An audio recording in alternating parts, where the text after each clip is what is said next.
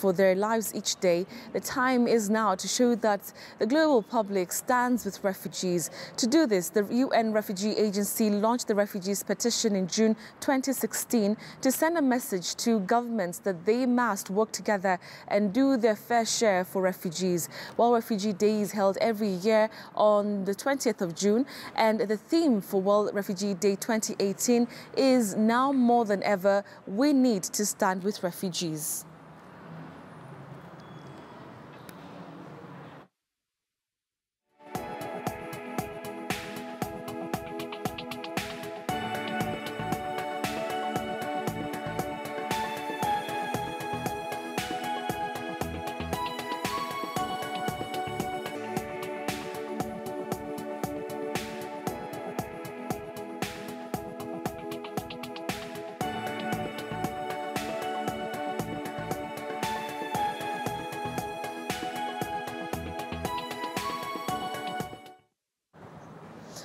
All right, so shortly we'll be speaking to my colleague Caroline B. She will be joining me from our City Centre studio. But before that happens, now the Kenya refugee operation continues to be marked by the political developments and humanitarian situation in the region, mainly in its two main refugee originating countries, that's Somalia and South Sudan.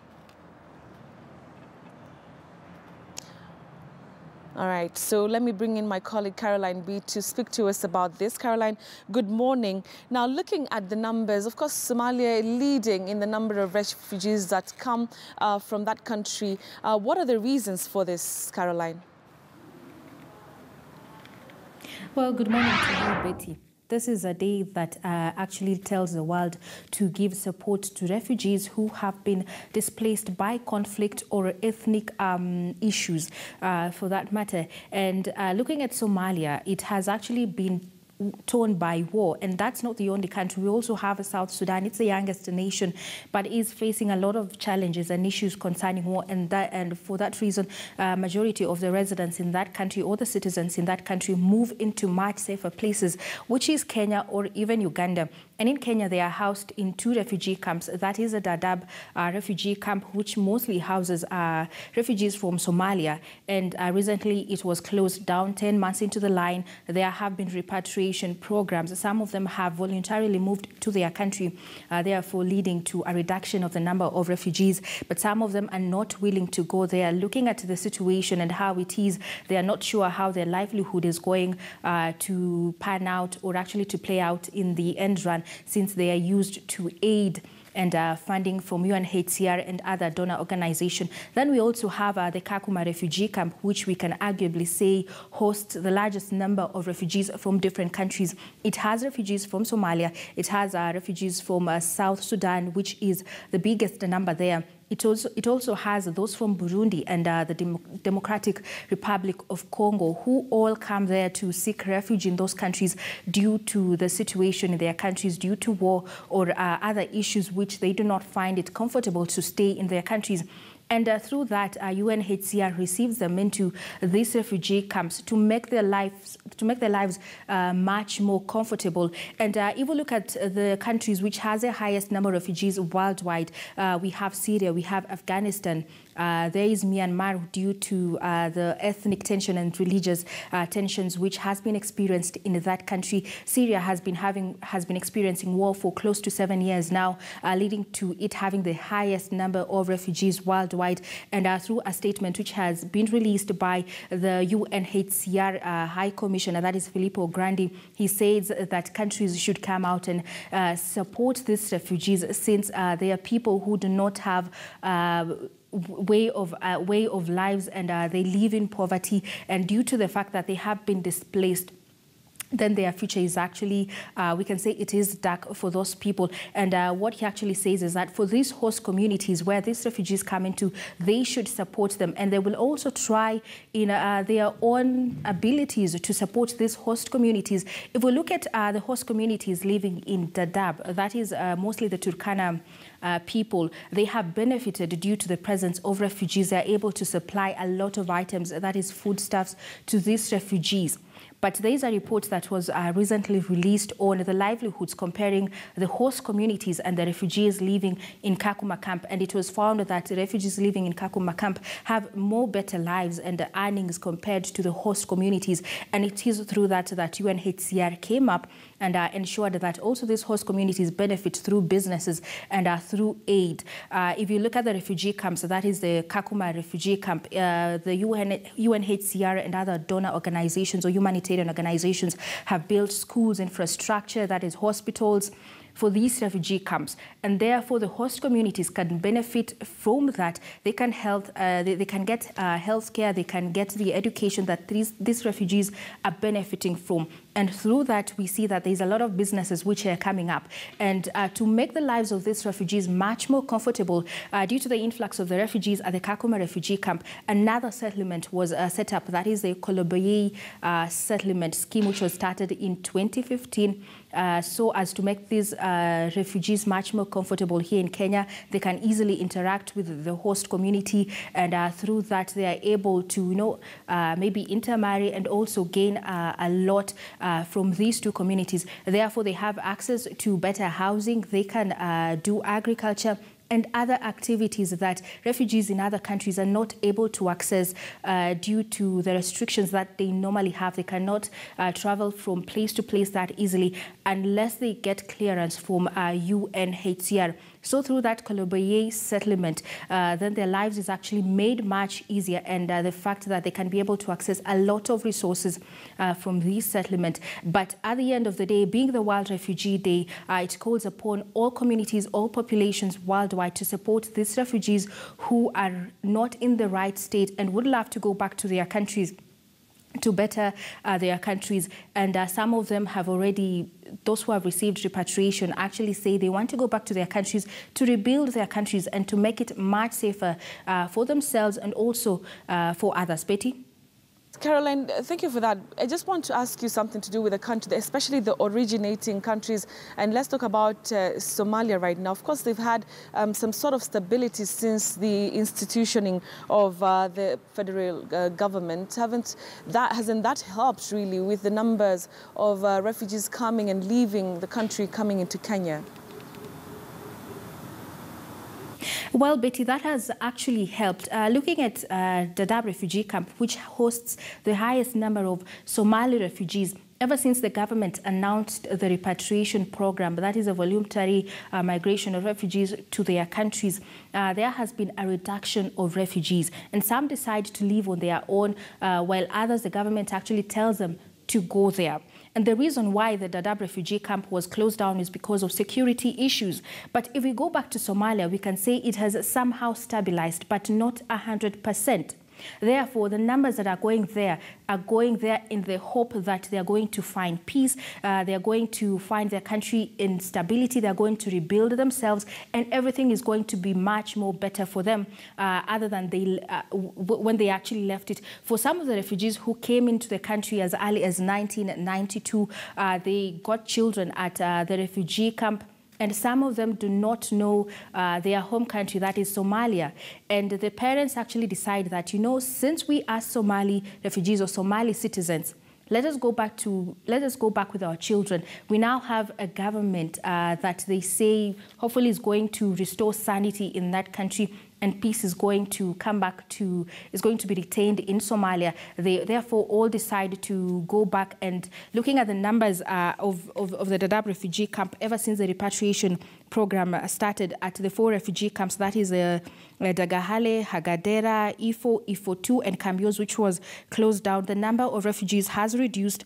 And as of February this year, there was a total of 231,000 refugees compared to the original number, which was at 245,000 refugees. Therefore, that shows that the number of refugees who are leaving to Somalia in the hope of making their country great again or starting afresh has actually increased, and majority are hoping that they are going to start afresh and their country is going to rise through the education that they gained here in Kenya and the efforts to rebuild their country. Betty? Caroline, just stay with me. I want us to take a look at the numbers so far that have been presented by the UNHCR. And of course, like my colleague mentioned rightly, 58.2% of refugees are from Somalia, and that's the bigger chunk really of refugees, and 58.2% come from Somalia. You also have another considerable amount of refugees coming in from South Sudan. We're talking about 22.9%, and then you also have 7.3% from the Democratic Republic of Congo, and then you also have 5.7% who are coming in from Ethiopia. And we understand that almost half of the refugees in Kenya, in fact 49, like my colleague of course mentioned, reside in Dadaab. Then you have about 38% who reside in Kakuma, and 13% in urban areas, mainly here in Nairobi. All right, Caroline, just coming back to you finally as we wind up this discussion, what really are the main challenges that remain to, of course, affect refugees in the camps? Are they the same things that, we've talked about for so long, water, sanitation, access maybe to medical facilities? What are some of the, challenges that refugees have to deal with after they, of course, leave their countries? Well, Betty, you have actually mentioned it right. Let me give an example of Kakuma refugee camp. I was there 1 week ago, and there is an issue of sanitation. In terms of infrastructure, it's not yet at par, and that is why the government, through the government of Turkana and also the national government, together with humanitarian aids, decided to come up with the Koloboye resettlement scheme, which is much more different from other refugee camps. In that refugee camp, they are able to have access to businesses. They can open up shops and be able to interact with the host community, and they also have infrastructure. They have hospitals, they have schools. That is a high number of schools compared to other refugee camps. And at that Koloboye settlement, it is much more better, and the government is saying that they're trying to improve the livelihoods of these refugees compared to other refugee camps. That is the Dadaab and the Kakuma refugee camp, and that is not the only issue. The other issue that refugees face on a daily basis is the fact that they have restrictions. They cannot move from one town to another. They are restricted to the refugee camps where they stay in, and therefore for those who have finished education, it becomes a challenge for them to venture out unless you get clearance from UNHCR, which is quite a very long process. And also another thing is getting registration. There are some who get a settlement abroad, and the majority would like to go there since they say life is much better, but it is not for everyone. They have to go through thorough clearance in order to get that settlement. The issue with education, they do not have enough teachers. The number of students, there's a high number of students in some of the schools that I actually visited.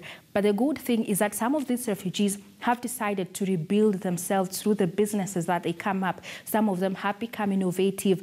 Some of them come up with the skills that they learn from their home countries. They come to them, to the refugee camp, and they decide to train others and also to make those skills quite lucrative for them, and they are able to earn a lot of money. And I can tell you at the Dadaab refugee camp, in terms of business, we have the amount of money that goes on circulation every month is 56 million shillings.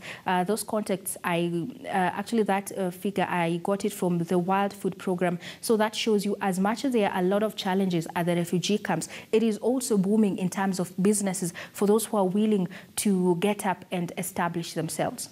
All right, Caroline B there reporting quite concisely really to do with the World Refugee Day, just giving us the statistics and the situation so far here in the country. You're talking about the highest numbers of refugees, of course, still remaining coming from Somalia. And we will be, of course, covering this story for you as we continue. And we just want to take a look at the crisis, and the refugee situation around the world has reached record levels. An unprecedented 68.5 million people have been forcibly displaced from their homelands worldwide, the highest levels of displacement on record. Now, according to a just released report by the UNHCR, the United Nations High Commissioner for Refugees, of course, called on nations to come in and, of course, help the situation. Let's take a look. There are over 68 million refugees around the world, according to a new report by UNHCR, the UN Refugee Agency. Spokesperson Chris Boyan says the situation is dire. There's a person forcibly displaced now every 2 seconds. These are people that are fleeing not by choice, but because they have no choice but to flee if they want to stay alive. Boyan says driving the worldwide exodus, war, conflict, and persecution. We've seen new conflicts arise in countries and regions around the world that didn't exist before, but that are driving displacement of human beings in very large numbers now. Boyan says no one chooses to become a refugee. And refugees are human beings, just like you and me, who have found themselves in extremely unfortunate circumstances. But it's easy to lose sight of core humanitarian principles when responding to the refugee crisis. Eskinder Nagash, president and CEO of the U.S. Committee for Refugees, says governments often treat the refugee crisis as a national security issue rather than a humanitarian one. They don't see them as another human being. They just see them as a burden to society. The governments are actually fearing refugees. When you fear somebody, you don't necessarily welcome them. Nagash says the modern refugee problem started about 60 years ago when the international community started trying to warehouse refugees. When you actually keep refugees warehoused for 20, 30, 50, 60 years, that's really a major humanitarian crisis. Boyan says it's not a problem that can be dealt with on a country-by-country basis. This really is a global problem. It's a human problem.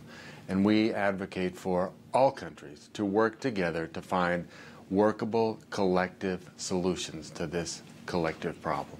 Spain recently provided a good example of collective problem solving. The response that Spain showed over the past week in accepting that ship that was on the high seas full of very, very desperate people was an example of humanity, of compassion, and of the right thing to do. It's important to be methodical, and it is important to keep those core principles at the front of our minds in terms of how we want our world to be today, how we want it to look tomorrow, for our children and grandchildren. What sort of values are important to us? It's now when these things are being decided. While the refugee problem is indeed a global crisis, Boyan says it's a manageable one, a crisis that will require the world's courage, leadership, and vision.